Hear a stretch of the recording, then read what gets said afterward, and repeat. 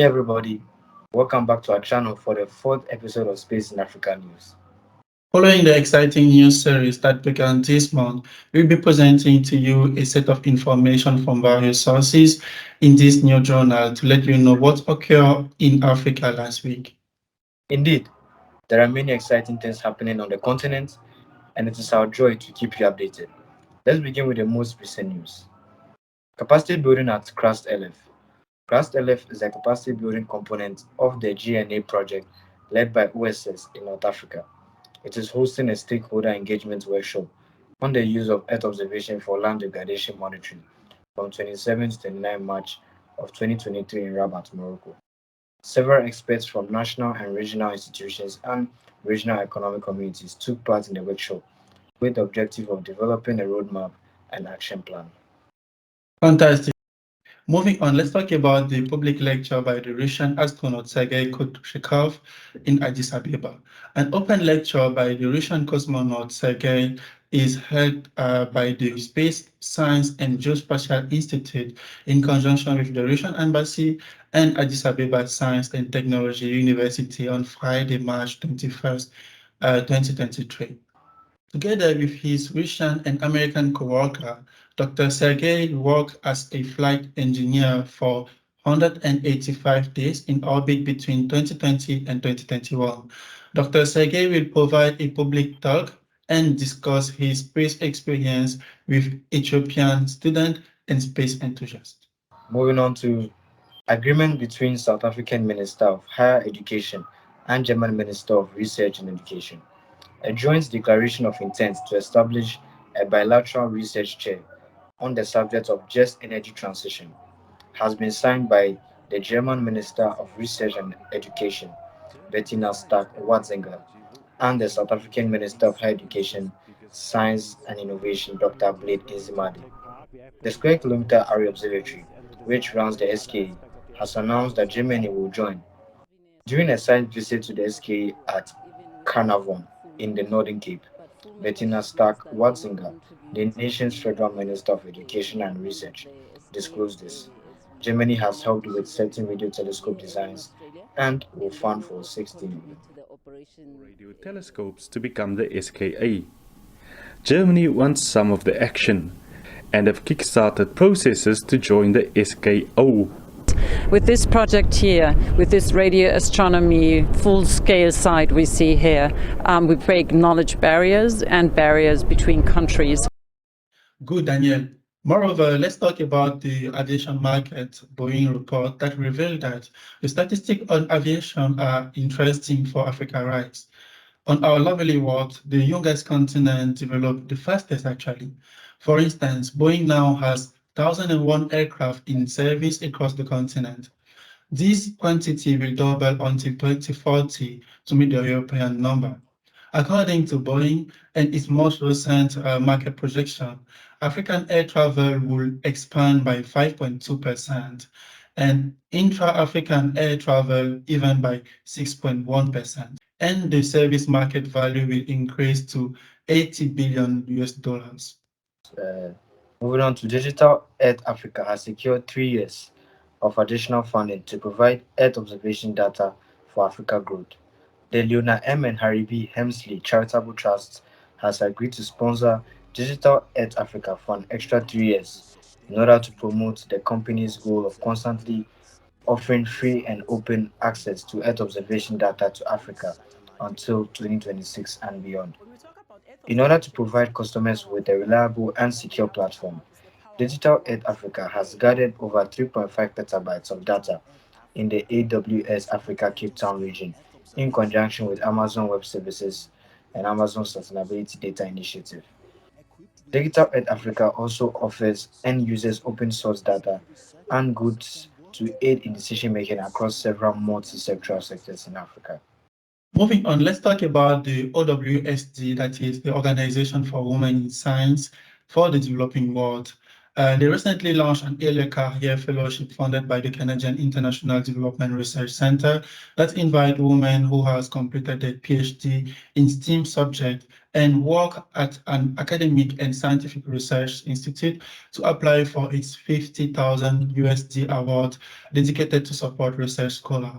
The fellowship program assists early career female scientists in leading scientific research projects in countries identified as having a particular lack of scientific and technological resources. Individuals interested in applying should do so before April 27th, 2023. We wish all the best to the women in STEM who have this great opportunity.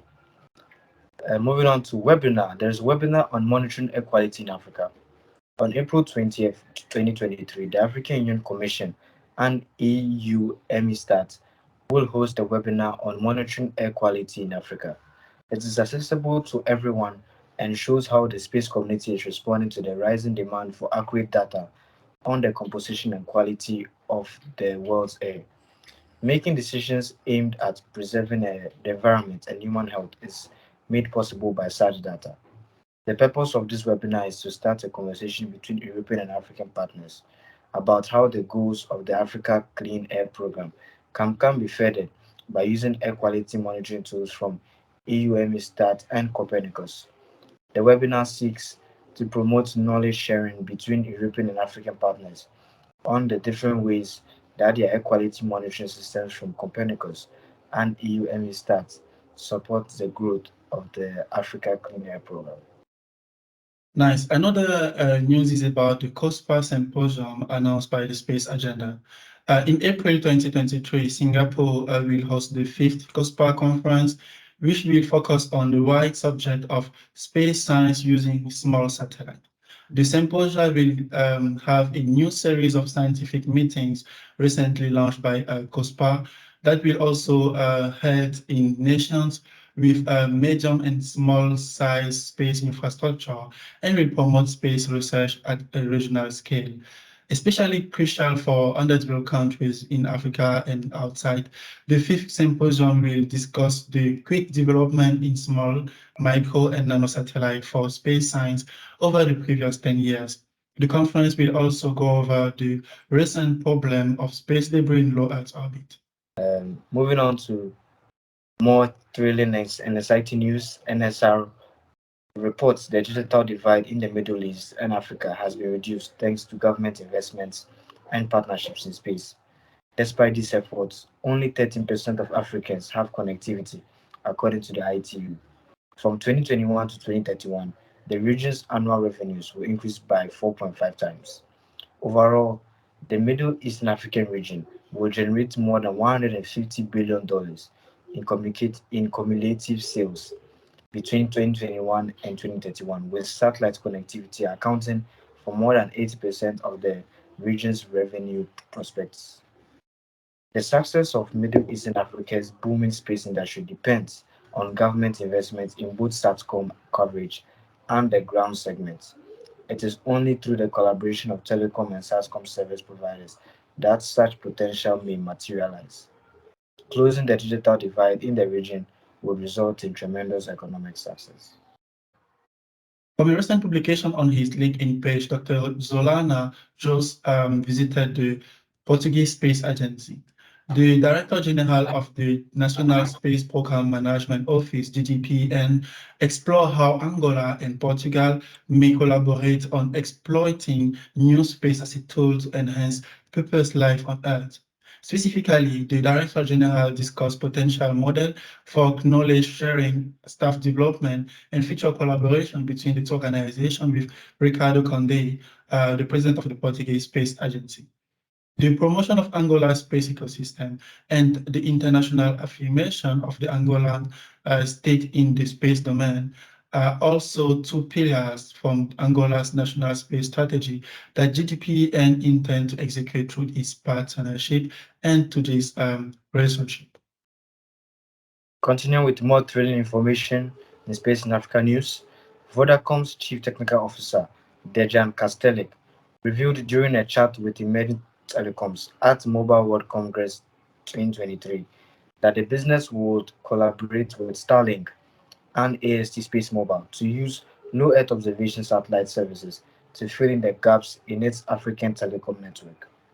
More than half of the population in sub-Saharan Africa, according to the GSM Association, is unable to use mobile services. By providing the quality of the company's telecom services throughout Africa, this project's success will help millions of disconnected communities find solutions. Now, according to Space in Africa News, under the sponsorship of the Ministry of Information, Technology, Communication and Innovation, the Mauritius Research and Innovation Council is inviting interested parties to submit their proposal for the implementation of a short-term priority project resulting from the National Roadmap for Research and Innovation and les Assises de la Recherche et de l'Innovation. Applicant must apply before 28 April this year. Thank you, Charles. There are growing technological developments in Africa's space sector. Join our channel to stay in touch with us.